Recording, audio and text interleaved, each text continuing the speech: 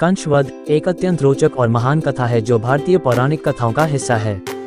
ये कथा भगवान श्री कृष्ण के जीवन से जुड़ी हुई है, जो उनके जन्म से लेकर कंस के वध तक का सफर बताती है। इस लेख में हम कंस के अत्याचारों, श्री कृष्ण की अवतार की आवश्यकता और कंस वध की कथा को विस्तार से समझेंगे। कंस उग्रसेन का पुत्र, मथुरा का राजा था। वह अपने अहंकार और स्वार्थ के कारण कुख्यात था।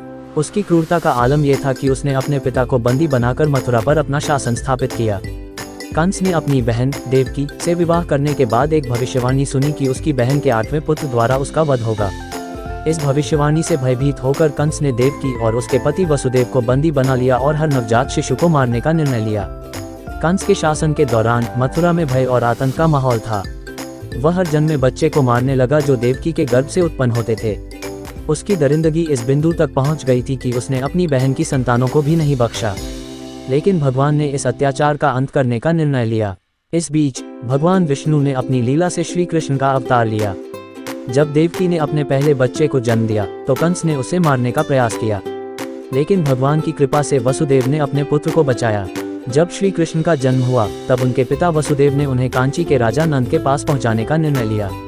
इस प्रकार श्री कृष्ण नंद बाबा की गोद में पले बढ़े। नंद बाबा और उनकी पत्नी यशोदा ने श्री कृष्ण को अपने पुत्र के रूप में अपनाया। जब कंस को पता चला कि देवकी का 8वां पुत्र श्री कृष्ण अब बड़ा हो चुका है तो उसने अपने अत्याचारों को और बढ़ा दिया। उसने मथुरा में अनेकों राक्षसों को बुलाया और उन्हें श्री कृष्ण को मारने के लिए भेजा। इनमें से कई राक्षसों जैसे कि पूतना, रानावर और बकासुर ने श्री कृष्ण की जान लेने का प्रयास किया, लेकिन हर बार श्री कृष्ण ने अपनी लीला से उनका वध किया। अंत में श्री कृष्ण ने स्वयं कंस का सामना किया। मथुरा में कंस के अत्याचारों और कुकर्मों का अंत करने के लिए श्री कृष्ण ने कंस के महल में प्रवेश किया। कंस ने श्री कृष्ण को देखकर उन्हें पहचान लिया और दोनों के बीच एक भयंकर युद्ध हुआ। कंस ने संपूर्ण बल और क्रोध से कृष्ण पर हमले किए, लेकिन श्री कृष्ण ने कंस के सभी हमलों का प्रभावी जवाब दिया और अंततः कंस को पराजित किया। कंस की मृत्यु के साथ ही मथुरा में लोगों ने जीने की एक नई उम्मीद पाई। भगवान श्री कृष्ण ने कंस के आतंक का अंत किया और उग्रसेन को पुनः राजा बनाया। ये घटना केवल कंस के वध की नहीं, बल्कि सत्य और धर्म की विजय की भी प्रतीक है। कंस वध की कथा केवल एक महाकाव्य नहीं, बल्कि यह धर्म, सत्य और भगवान की लीला का उदाहरण है।